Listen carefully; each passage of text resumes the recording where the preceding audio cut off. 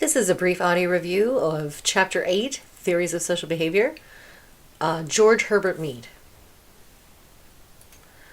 Okay, so just to go over kind of who he is and a brief biography of, kind of summing up some of his main ideas.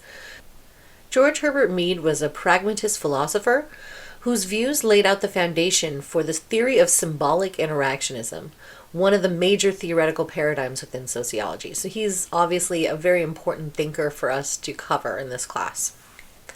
So Mead defined society as generalized social attitudes that continually emerge through coordinated interaction between individuals and groups.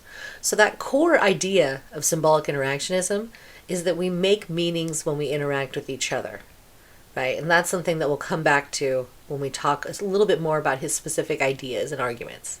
So a little backstory on Mead. Mead was born in Massachusetts in 1863. He went to Oberlin College in 1883, and he worked for a couple of years as a tutor and a railroad surveyor. And during that time period, he encountered some of the thinkers that would prove pivotal in formulating his own philosophy of the mind and the self.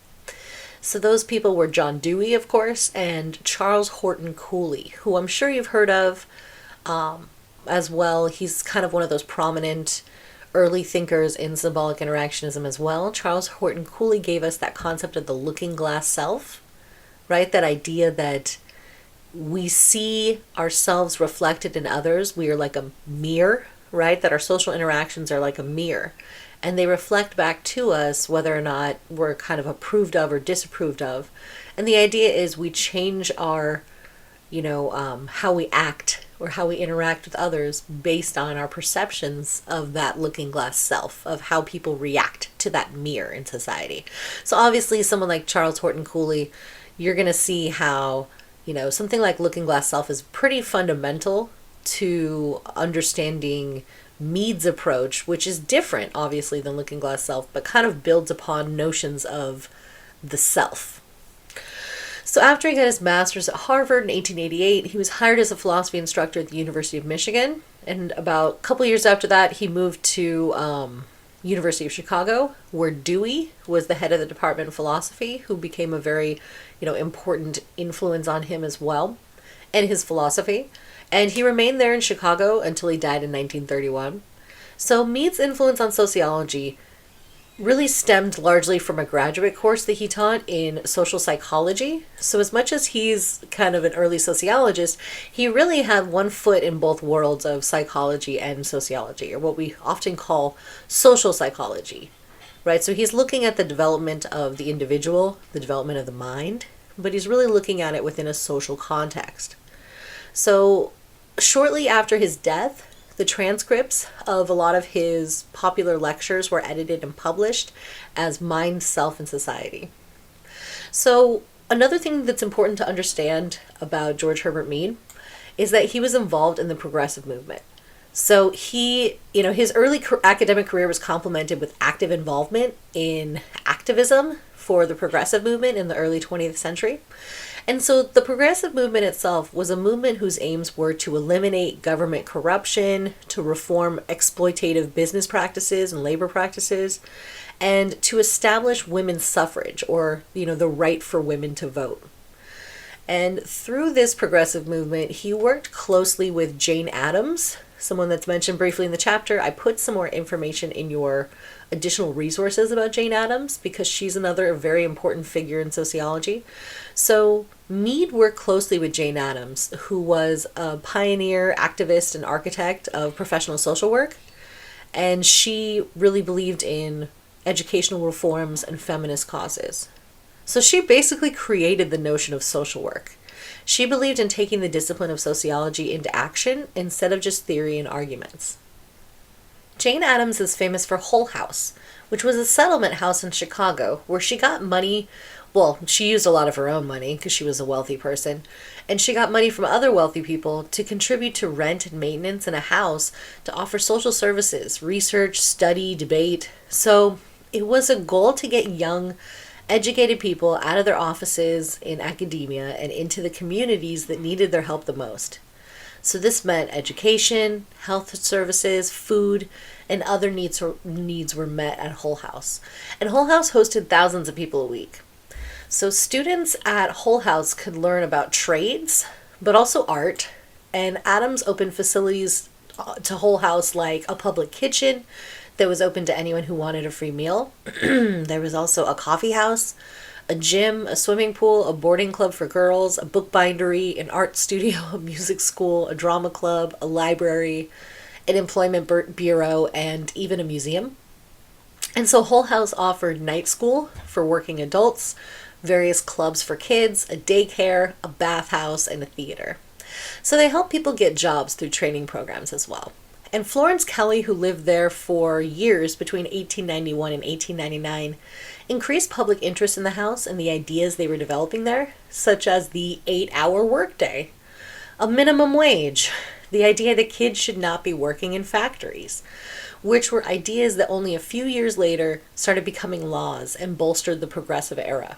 So Jane Addams herself was out there promoting social welfare policies, voting rights for women, and was integral to promoting sociology as a discipline.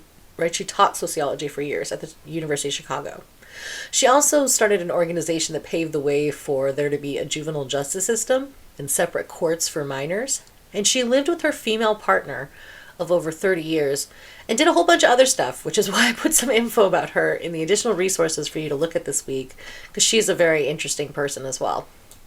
Okay, so in a similar way to Marx, George Herbert Mead envisioned the creation of a social utopia, right? So in that way they were similar, but Mead's adherence to liberal ideas inspired him to advocate reform over revolution as the means for realizing a more just, egalitarian society. So that's where they differ.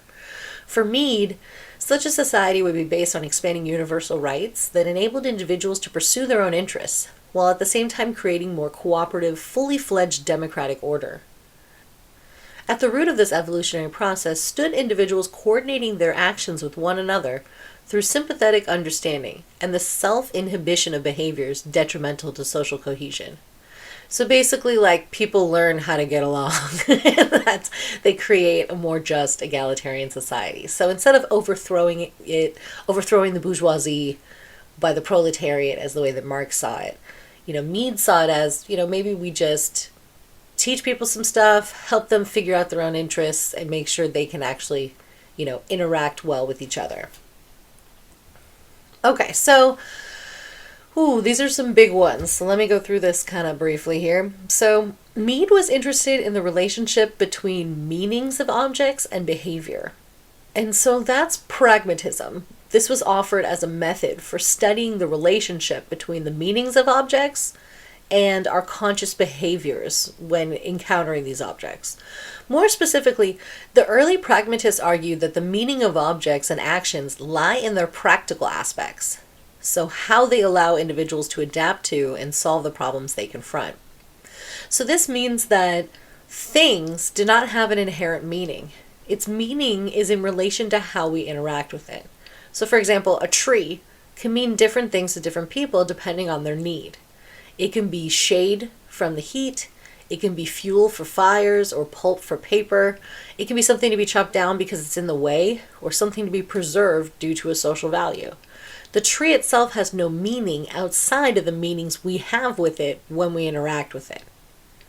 So Mead also explored the relationship of an individual to the external world. And, he basically based this on a host of assumptions regarding the nature of the individual and their relationship to the world. So Kant, again, talking about Kant, as we talked about him previously before, he's also an important theorist in George Herbert Mead's philosophies. Kant proposed the existence of a twofold self, or a double I. In being conscious of oneself, the individual splits into the I as subject and the I as object. Right? So that's an important thing that we'll talk about more when we talk about Mead's concept of me and I, which really builds upon Kant's arguments there. So those ideas are really important to, not just Charles Horton Cooley's Looking Glass Self, but also Kant's twofold self are integral to understanding where Mead was coming from and what he was building from. So Mead's pragmatism also explored the act of knowing and the known. So he says there's no independent reality separable from a perceived subject. Instead, the external world of objects and events exists only through our conscious apprehension of them. So the world is not something out there to be discovered by the subject, but it's rather a task to be accomplished as we navigate our way through life's daily encounters. Consciousness itself cannot be said to exist unless there's some object in the external world that one notes or becomes aware of. So the act of knowing, right, or kind of the subjectivity, and the known, or the object, are thus intimately connected. So that's really his whole argument about pragmatism. He's really looking at how we make meanings and when we interact with objects, and basically that these things don't really exist or have meaning outside of our interactions with them. Okay, so moving on to the concept of behaviorism. So again, to understand Mead's theories, we have to go back to John Watson and psychological behaviorism. So psychological behaviorism is a branch of psychology that focuses solely on observable actions.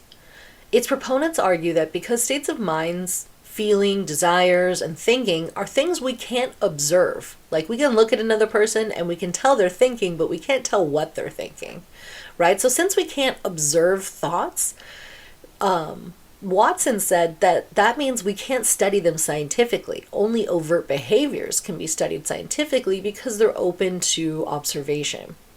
So as a result, psychological behaviorism is confined to studying the links between visible stimuli and the learned responses that are connected to them. So Watson argued that human behavior differed little in principle from animal behavior. And part of behaviorism is kind of looking at the Pavlov's dog example, the idea of, an external stimuli being paired with something can then produce a response, right? So in the Pavlov example, ringing a bell while a dog ate would create, because they knew they were going to eat, they would salivate. So eventually you just ring the bell and the dog would salivate. It wasn't about the food anymore. It was about the expectation of those two stimuli being paired together. So building on that, Watson was looking at human behaviors within this context, right? And so he said we don't really differ that much from animals, that both could be explained and predicted on the basis of laws that govern the association of external stimuli with behavioral responses. So to Watson, what matters is external behavior of people and their reactions, not their state of mind. He thought that seeing behaviors was the only objective insight we could have into human behavior. So as a conditioned response to a specific stimulus, like the dog's response to ringing a bell, is no different than a person's effort to perform well at their job. Basically, your boss is ringing a bell and you're being conditioned through external stimuli to behave in certain ways. So Watson's conviction regarding the power of behaviorism was to unlock the secrets of human development in action. So I'm going to put a video I was going to show you in class into your additional resources, a little bit more about Watson and his arguments and theories of behaviorism, just to give you a context of what George Herbert Mead was arguing against, basically. So Mead differed from the established thinking of people like John Watson, and instead he looked at the mind as very important to the behavioral process. Unlike the assumptions maintained by Watson and other students of psychological behaviorism, Mead viewed the mind as a behavioral process that could be studied and understood. More specifically, the mind is a behavior in action that entails an internal conversation of significant gestures, is how he called it. In this conversation, an individual takes on the attitude of the other. So in their own mind, they think about the responses to potential actions based on what the other person would say or what the other person would think, right? And so this leads to kind of self-control and social control in Mead's view. So self-control of what we say and do is a form of social control because we check our behaviors and we discard some options while pursuing others because of the responses that we anticipate we will get from other people. So for instance, you decide not to punch your jerky boss because you need your job, right? Or you'll get fired if you do that. So it's a back and forth in your mind before you choose your actions. Like you think, oh, this person's a jerk, I want to punch them. And then you think, no, no, I'll lose my job. I won't get a paycheck. Okay, I won't punch them. Right? So he's saying that there's a relationship going on in our minds between self control and social control. So it's not based on a deterministic view of individual actions. It's not about an external stimuli. It's going on in our minds as we weigh kind of our actions, our behaviors, based on what we think will be the reaction from others around us. So Mead emphasized that the individual and society are mutually dependent. Each requires the other for its progressive evolution. So for Mead, social control, so far from tending to crush out the human individual or obliterate their self-conscious individuality, is actually a constitutive and inextricably associated with that individuality. So basically, and that's a direct quote from Mead, sorry, that's a wordy. Basically he's saying that we're creating society. We're creating these things through our internal mind choices of how we react to things, right? We can basically think in different ways depending on who our audience is, right? So, okay, if I say this way, how will my boss react versus my parents versus my friend versus my whatever? And depending on who we're interacting with in the context of that, we're going to often tell ourselves, okay, don't do this one action because it could have a negative consequence, or do this other action because it could have a positive result. And again, to understand fully where Mead was coming from, just like with behaviorism, we also have to understand evolutionism. And where this comes down to Mead is really about communicating symbolically. So Mead was like Darwin in the way that he saw humans as the most advanced species and thought that humankind's superiority really lies in our capacity to communicate symbolically. So through the use of symbols like language, we're able to take the attitude of others and respond to our behaviors in the same way as to those whom it's directed. So language also allows us to see ourselves as objects and kind of step out of our bodies and our minds. And symbolically casting off ourself as an object is the essence of self-consciousness, something other animals do not possess, at least in his view. So instead, non-human animals react to each other and their external environment on the basis of instinct. They don't anticipate the possible interpretations or effects of their behavior or get super self-conscious about stuff. And again, that's his opinion, not mine. I think animals are smarter than we give them credit for. But he's saying that they react to external environment and they don't debate about it in their minds. They act on instinct in those moments. So Mead saw humans as unique in having the capacity for self-consciousness. The human capacity for self-consciousness allows us to temporarily suspend our behaviors as we imagine and, in our brains test different solutions to the situations that we face. Right? So should I do this? Should I do that? And this kind of comes into play with other symbolic interactionists we'll talk about later.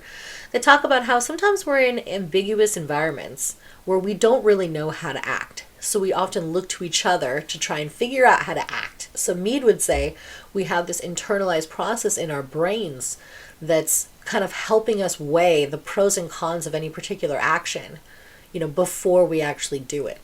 Right? And he'll talk about how that's something we develop over time, the sense of self. Obviously, the younger you are, the less you have it. And that's why little kids are much more impulsive. And as they get older, they develop more of a capacity for self-consciousness, and that gives them more of an ability to interact with others and understand the perspectives of others.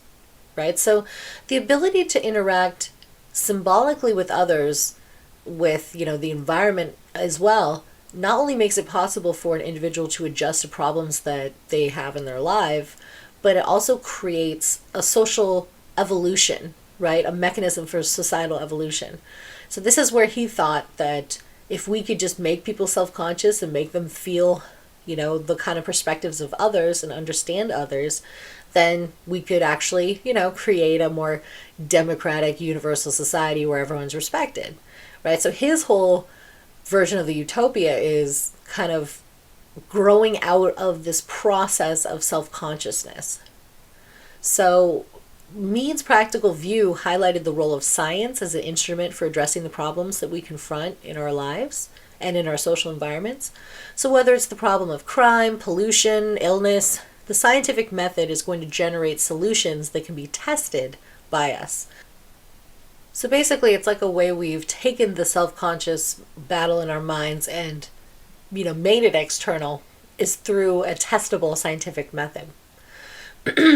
So Mead figured we'd get smarter and we'd use science to develop a utopia, or, what he called the universal society. So Mead's utopian view of social progress rests with his emphasis on language and the creation of a democratic universal society. So for Mead, the problem to be solved in modern differentiated society lies in fashioning an orderly coordination of social activities. So he found his answer in the ever-widening circle of social contacts experienced by individuals living in modern, more heterogeneous societies. A more highly evolved empathetic understanding would create what he called a universal discourse of shared meanings, and with it, an ideal democracy based on cooperation and a full recognition of the rights and duties to be freely and equally exercised by all.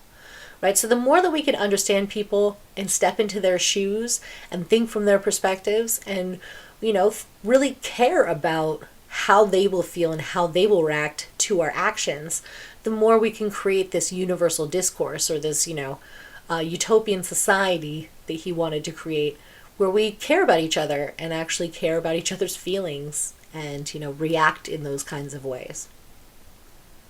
Okay, so looking at Mead's theoretical orientation, he has some individualistic dimensions. Obviously, when you're talking about symbolic interaction, it's really looking at an individual and their relationship to society. So Mead saw society as the product of coordinated activities that are taken by individuals that are reflexively taking on the attitude of others with whom they're interacting. So society isn't a thing or an overarching system of pre-existing structures, as a lot of the other theorists have argued so far. Nor he really thinks of it more about a relationship between individuals and each other that create the basis that forms society itself. So Mead was interested, he didn't deny the role of society in shaping an individual's self or their attitudes and behaviors, but he basically says our self is essential as a social construct because, it's going to help us perceive how others want us to respond or how others expect us to behave. Right? So we talk about being socialized or understanding social norms. If we don't go through that process, if we don't develop the self, then we can't understand what other people want from us. If we don't have the shared symbols of language, then we can't understand what people's meanings are, and therefore society would not exist, in his view. So in important aspects, Mead viewed the individual and society as dialectically intertwined, as each one shapes the other, and each one cannot exist without the other. So Mead emphasized the individualistic aspects of the I, or our internal sense of identity, the me, the social self, and the generalized other, which is the attitudes or values of society, and the role of thinking and language in social life. So we'll touch upon those in a moment. Importantly, language for Mead is a means for symbolically communicating with others and with ourselves. That's why language is incredibly important to his analysis. So Mead's account of the self and interaction suggests that individuals are essentially cognitive, right? He suggests that actions are just motivated from, more than just our habits, that it's coming from our thought process. And, he does note the role of disapproval in shaping our behavior, right? When someone says that they don't want us to do something and how that then shapes whether or not we do it again. And he argues that in taking on attitudes of others and responding to their gestures, that we suppress actions that would elicit disapproval from them, right? So that's kind of coming from his non-rationalist presuppositions that, basically we're thinkers. And by thinking, more so than just, doing actions because we've been told to do them, we're taking it on as an internal process where we decide, okay, yes, it's important if someone says don't touch the stove, that we don't touch the stove, but that we will suppress actions we would otherwise do because we know that it would be met with disapproval from others. Okay, so moving on to his book Mind, or his this kind of arguments about the mind.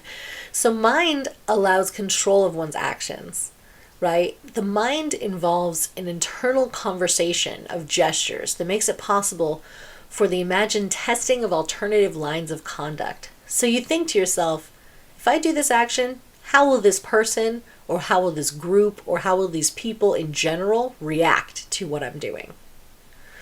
So, of course, symbols or language is very important. It's through symbols and language that we point out objects to ourselves and orient our behaviors to each other. Our capacity to think symbolically or to hold within our minds the meanings of things enables us to mentally rehearse lines of action without actually performing them. So, controlling behavior is really done through a thinking social process. And so, Mead also looked at meanings and gestures. And he defined meaning as a threefold relationship between 1, an individual's gesture, 2, the adjustive response by another to that gesture, and 3, the completion of the social act initiated by the gesture of the first individual. So, to Mead, a gesture signifies what the individual is intending to do, and then what an individual to whom it's directed is expected to do, and the coordinated activity that is to take place, right? So if let's say we're interacting in this relationship, I'm the teacher and I'm saying, hey, complete this assignment. I'm the person saying, hey, I intend you to complete this assignment. The person that's directed to is you, and you basically decide whether or not to complete that assignment, right? And you kind of weigh the pros and cons of that based on how you think that there will be a reaction to those developments. So, he's basically saying that meanings are a continuous process. It's not something that just exists. It's a relationship between each other, between people that interact with each other. So, significant symbols is another important concept from Mead. Coordinated activity becomes possible only with the development of language. So, language itself is that significant symbol. It's more than just like a flag or a stop sign or some other symbol that we have that means something. Significant symbols are words and gestures that have the same meaning for all people that are involved in a social act. So this is something that's important because we need to see the symbol as the same to truly understand it the same way across people.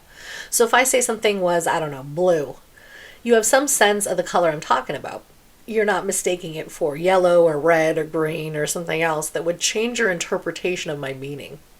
So through shared symbols like language, we can make sure we're speaking about the same things and truly understand each other. Significant symbols call out the same response in the person who initiates the gesture as they do in those to whom the gesture is directed. So shared meaning provides the basis for which coordinated actions can be planned and carried out. Without that language, he basically says we couldn't interact in a deeper way, and without that deeper interaction, there would not be society. Okay, moving on to his concept of self. So there's different phases of self, right? For me, the self does not exist as a singular personality or identity, this who am I. Instead, the self exists as self-consciousness, a capacity to be both subject and object to oneself. And that's made possible through language. So the me is viewing ourselves as an object in the phase of self, right? So Mead basically terms it me. And this phase represents a sense of self that is created, sustained, and modified through our interactions with others. So the way you can think of the me is it's a social self. It's an object. So it's different than the I. The I is the phase of self that's active in the present moment or interaction. So think of it this way. The I is like from your eyeballs outward, your internal sense of self, I, right? But the me is the way that we've created an object or objectified ourselves through language, meaning we know, like let's say your parents are talking about you or something. You create a sense of what that means in your mind, meaning at some point you realize, hey, people are talking about me and they have opinions about me. And the me becomes the way we, in our mind, develop a sense of how we think others see us, or almost like an external to ourselves view, like you're viewing yourself from the outside.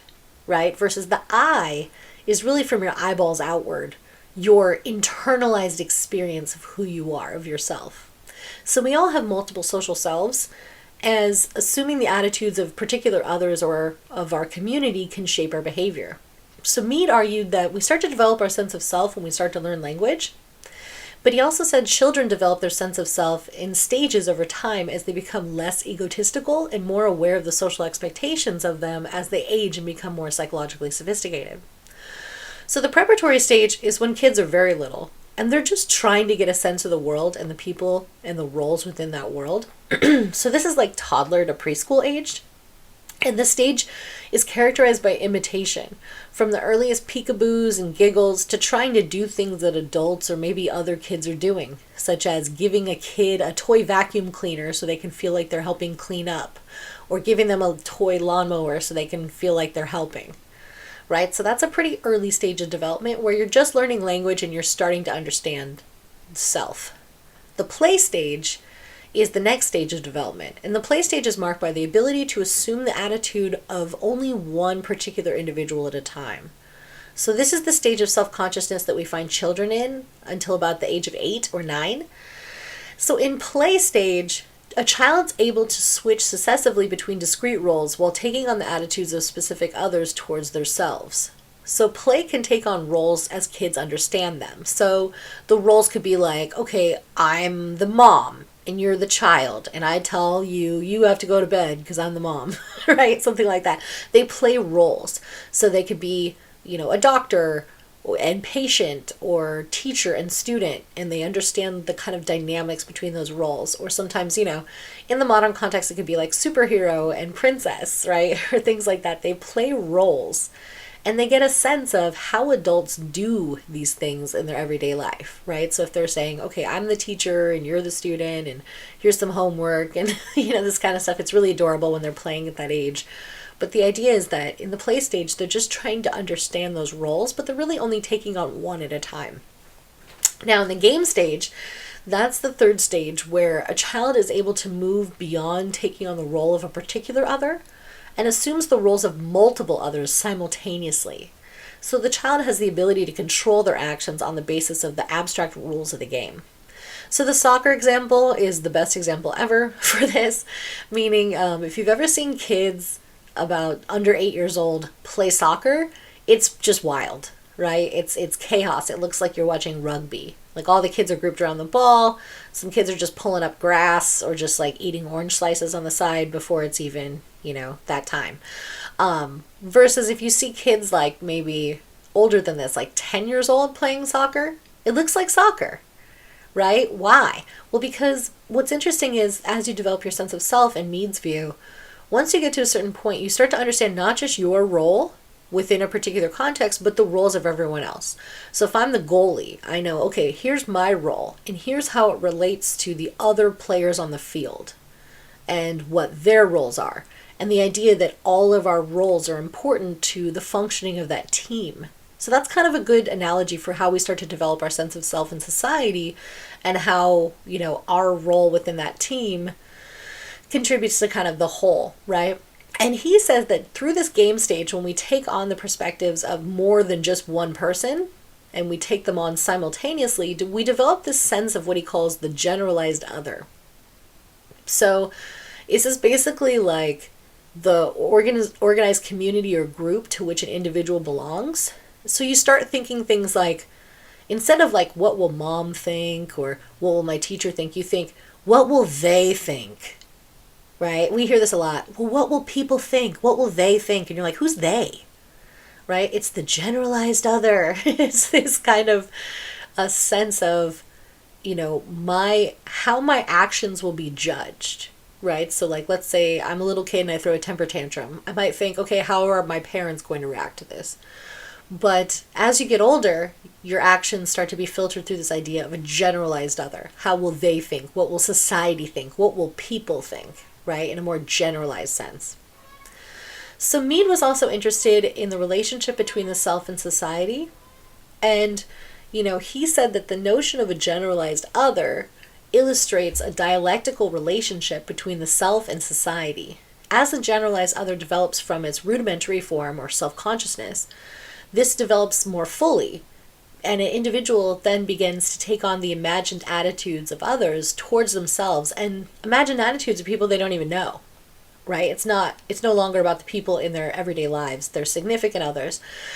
And again, in symbolic interactionism, when we say significant other, we mean someone that was important to your socialization. We don't mean like bae necessarily, but just someone that is important to how we interact on the daily. So instead of worrying just about that significant other, like your parent or your, someone like that, you start to think about the imagined attitudes of people you don't know.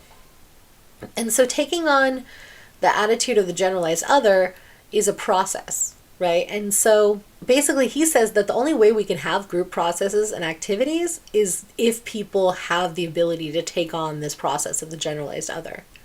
So early in the game stage, kids are preoccupied with rules and often become very literal and rigid in following them.